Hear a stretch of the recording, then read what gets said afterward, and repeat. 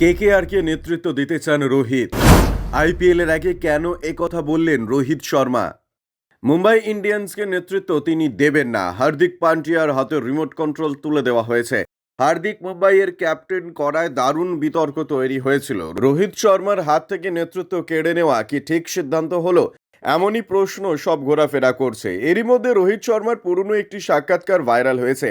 সেখানে রোহিত তার পছন্দের ফ্র্যাঞ্চাইজিকে নেতৃত্ব দিতে যাওয়ার কথা বলেছেন।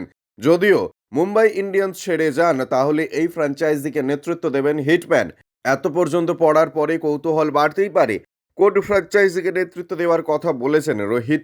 সাক্ষাৎকারে রোহিত বলেন, ইডেন গার্ডেন্স আমার পছন্দের মাঠ। ইডেন গার্ডেনে অনেক কিছুই ঘটেছে, আমি বলবো কেকেআর এর কথাই, অর্থাৎ মুম্বাই ইন্ডিয়ান্সের সফল অধিনায়ক কেকেআর দলকে নেতৃত্ব দেওয়ার কথাই বলছেন।